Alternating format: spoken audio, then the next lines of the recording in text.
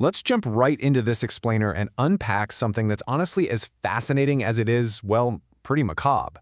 We're talking about the highly specific, magically charged, 70-day obstacle course of ancient Egyptian mummification.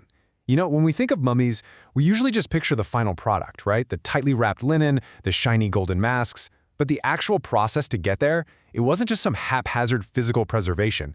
It was a rigorous, ticking clock procedural governed by both hard clinical science and intense religious magic. And the core of this entire procedure revolves around one incredibly specific number: 70. This wasn't just some arbitrary target the embalming guilds picked out of thin air. No, this was a strict, non-negotiable timeline. They absolutely had to hit this mark to successfully turn a human corpse into a divine being. It was, quite literally, the ultimate deadline. This brilliantly illustrates exactly why that strict deadline existed in the first place. It was a grand cosmic replication. The 70 days mirrored the exact period when the star Sirius, which the ancient Egyptians closely identified with the god Osiris, disappeared from the night sky. By matching the embalming timeline to this astronomical event, the embalmers were effectively forcing the deceased to undergo the exact same mythical death and resurrection as Osiris himself. I mean, it's an incredible bridging of human anatomy and the cosmos. So here is our strict 70-day agenda for this explanator. First, we'll look at the 70-day countdown. Second, the tent of purification. Third, inside the slaughter room. And finally, the rituals of rejuvenation. Part 1, the 70-day countdown. Let's start the clock and look at the first crucial rules of this timeline, because from the very moment of death, there was absolutely no room for error. The crucial thing to remember here is that this timeline was a totally rigid 4-phase procedural. It had to be flawlessly executed step by step.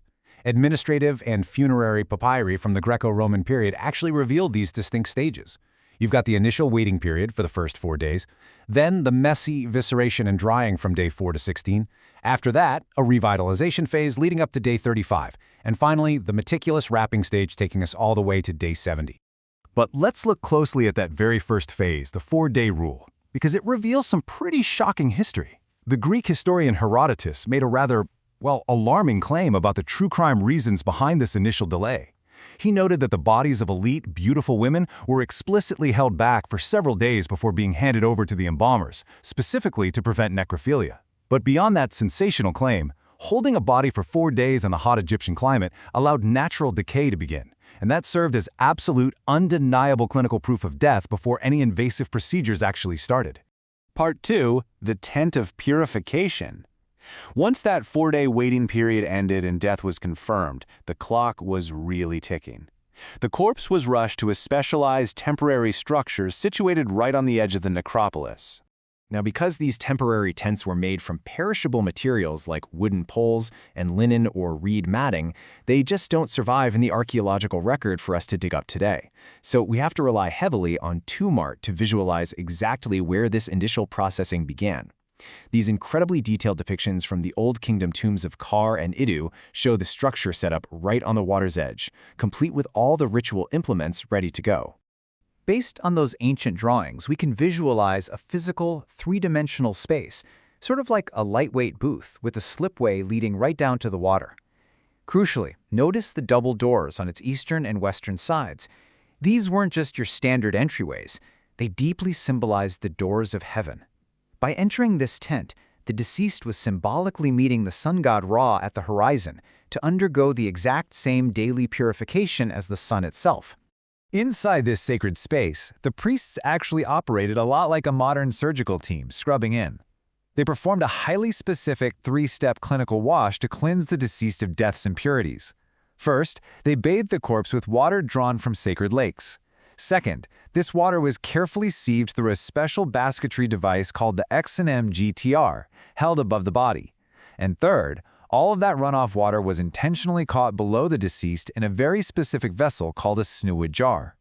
And this brings us to an absolutely astonishing fact about the ancient Egyptian mindset. They caught that runoff water because it mingled with the RW. What's that? Well, it's the literal liquid putrefaction seeping from the corpse. To our modern sensibilities, that is strictly biohazardous waste. But to them, it was a sacred liquid. Since Osiris had died and his body had produced fluids, they viewed the RW as intrinsically connected to the god himself and to the life-giving agricultural power of the Nile flood. Capturing it wasn't about waste disposal. It was about retaining a vital essence that was completely necessary for ultimate resurrection. Moving on to part 3, inside the slaughter room. After the profound spiritual cleansing, the reality of the physical body sets in. We leave the airy purification tent and enter the gritty, clinical reality of the embalming workshop's most intense area. We actually know incredible details about what happened here thanks to documents like the Apis embalming ritual papyrus. Seriously, this inventory list reads like an ancient CSI log. It details the exact pottery utilized for organ removal. You have Shabtajeh vessels just to hold their specialized copper tools after purification. You have Msha vessels specifically designated to receive tools after they've been inside the abdominal cavity, and Ha vessels purely to hold the soiled cloths removed from the body. It was a highly organized, heavily sterilized working environment. The physical science of this phase, which took place roughly between days 4 and 16, was brutal but strictly necessary to halt decomposition. They used a specialized tool referred to in texts as the Horus copper to actually extract the entrails. Once removed, the organs were meticulously washed and treated with warm medicaments. Then, the now empty body cavity was stuffed with protective red linen and small bags of natron, which is a naturally occurring salt. Finally, the entire corpse was encased in a mountain of dry natron salt.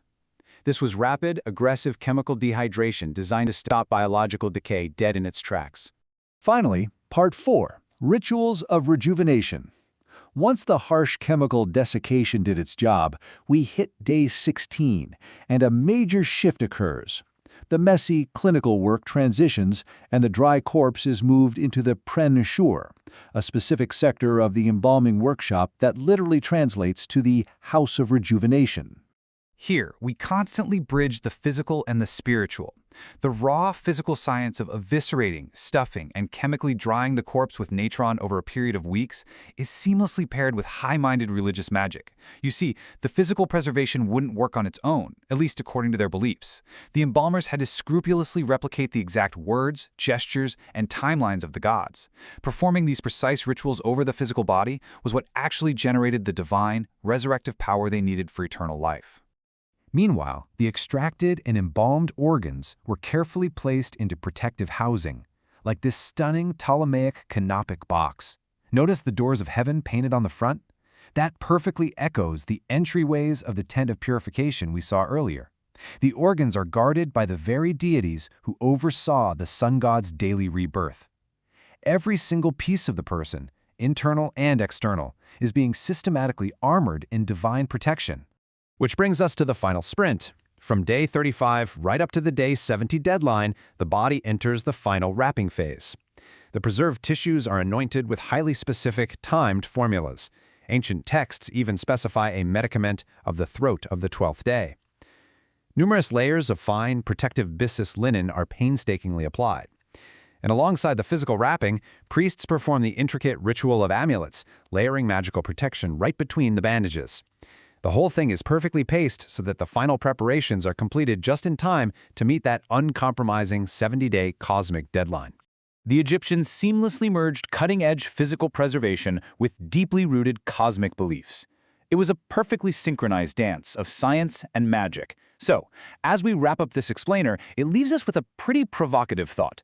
When you consider the strict, clinical, step-by-step nature of this ancient process, if our own strict modern medical procedures, our sterile fields, our specific metallic tools, our timed dosages, were unearthed in 2,000 years, what kind of magic would future archaeologists assume we were practicing? Thanks for diving into the 70-day countdown with me, and keep questioning the incredible structures of our past.